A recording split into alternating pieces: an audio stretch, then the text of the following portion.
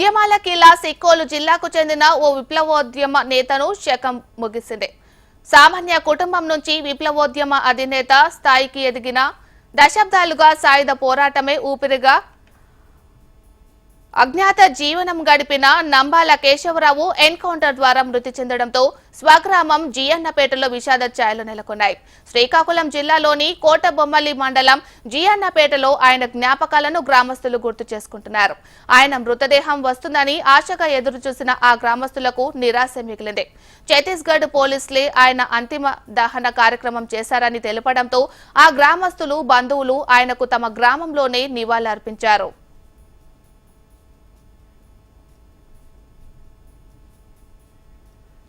శ్రీకాకుళం జిల్లాలో CPI ML నేతలు పౌర హక్కు సంఘాల నేతలు ఆయన భౌతిక కాయం అప్పగించాలని కోరిన పోలీసులు ఇవ్వకుండా ఛత్తీస్గఢ్లోనే ఆయన అంత్యక్రియలను చేయడం పట్ల గ్రామస్తులు మౌనరోదన వినిపిస్తున్నారు.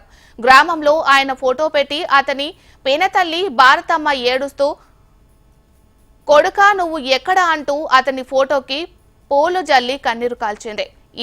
ఈ వయసులో నాకు కొరివి పెట్టాల్సిన వాడు అతడని ఫోటోకి పూలు పెడుతున్నానని ఆమె రోదన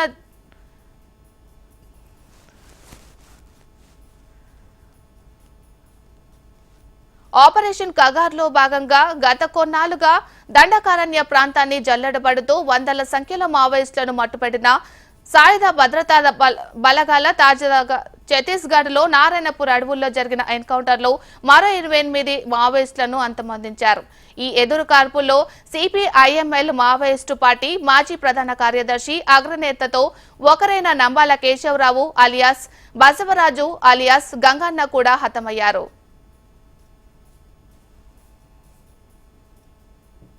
శ్రీకాకుళం జిల్లా కోటబొమ్మాలి మండలం జియన్నపేటకు చెందిన కేశవరావు తొలుత కమ్యూనిస్టు ఉద్యమం ద్వారా రాజకీయాల్లోకి ప్రవేశించి అనంతరం విప్లవోద్యమం వైపు ఆకర్షితుడై జీవితాంతం ఆ ఉద్యమానికి అంకితమయ్యారు. దశాబ్దాల విప్లవోద్యమ జీవితంలో కింది స్థాయి కార్యకర్త నుంచి అగ్రనేత ఎవరు ఎదిగారు? నాటి పీపుల్స్ వార్ నుంచి నేటి మావోయిస్టు పార్టీ వరకు వాటి ఉద్యమాల నిర్మాణంలో దాడుల్లో సూత్రధారిగా వ్యవహరించారు. ఇంటెలిజెన్స్ వర్గాల సమాచారం ప్రకారం కేశవరావు గెరిల్లా యుద్ధ తంత్రంలోన పేలుడు పదార్థాల తయారీలోనూ నిపుణుడు.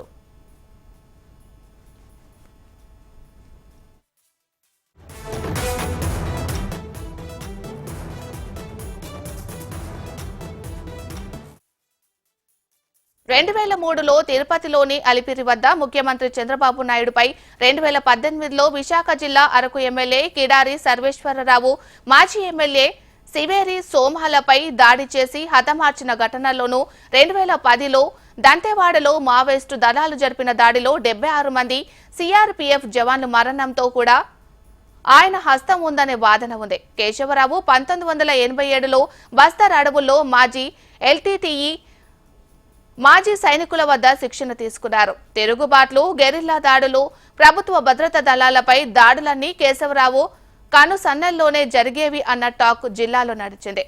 ఎన్ని ఘటనల వల్ల కేశవరావు తలపై 1.5 కోటి రివార్డు కూడా ఉండడం విశేషం.